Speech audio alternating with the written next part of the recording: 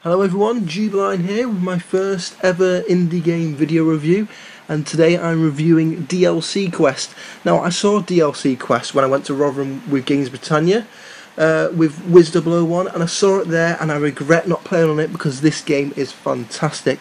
It's only 80 points on the marketplace. It is quite short, but boy is it enjoyable. It's definitely worth every single point for those small amount of 80 points. The story is very basic. Literally, as it shows here, Princess, you, and then all of a sudden, oh no, it's the evil bad guy. And what does the evil bad guy do?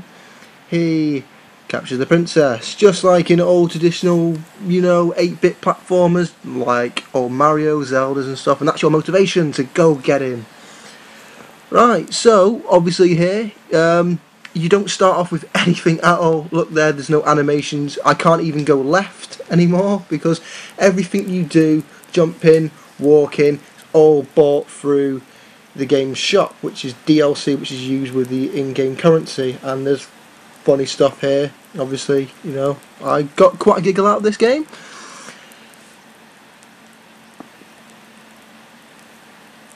You see here, right, all your DLC, from movement up until the ability to pause the screen, but obviously everything's bought with in-game currency, so it's not real DLC. But when originally it was supposed to be an extension of what the game could be, where now it seems like a necessity now, where every game feels like it has to have it when it really doesn't. I mean, if the game's good enough, then it doesn't need to have it. And here is a brilliant example of an old game which I found very humorous.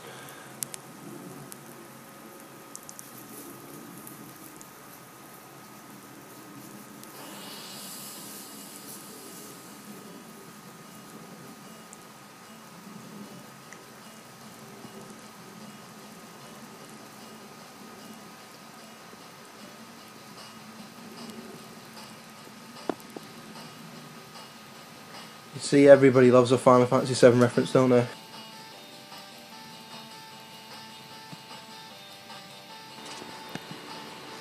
Again, another reference here, Matrix 1. I mean, this game does like to poke fun a lot at references, but mainly at the industry through DLC, because I believe DLC now is getting a bit out of hand, where, especially on like app games and stuff, where you feel like you don't have the full game unless if you are willing to put more money into it already. So it's although it's humorous, it does touch on quite an important topic.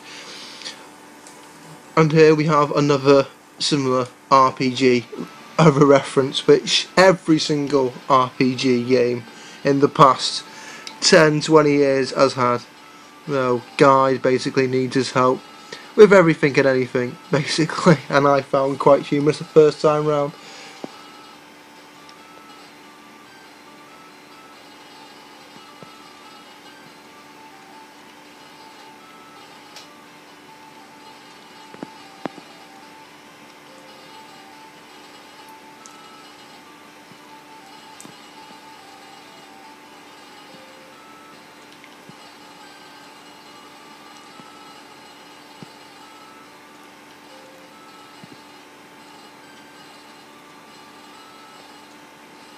Talking about DLC, this game just has stupid stuff like this sexy outfits pack where you could have everybody in just bikinis. I mean, and that as well, horse pack reference to Oblivion.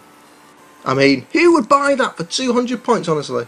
But yeah, it's a nice nod to stuff that's already been and gone, just like Oblivion, where it was proper overcharging the price for just DLC, which was cosmetic and held no significant meaning at all.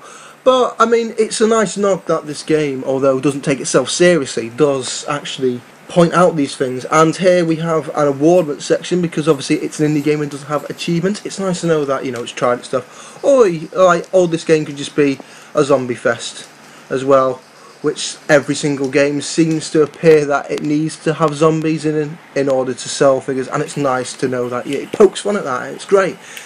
But overall, this game, yeah, it's short, it's not that long, but trust me, it's worth every single bit. If you want my full review, please read it. I would be appreciated for any feedback. Check out this game, check out the website, it's well worth the time and effort. Thank you very much.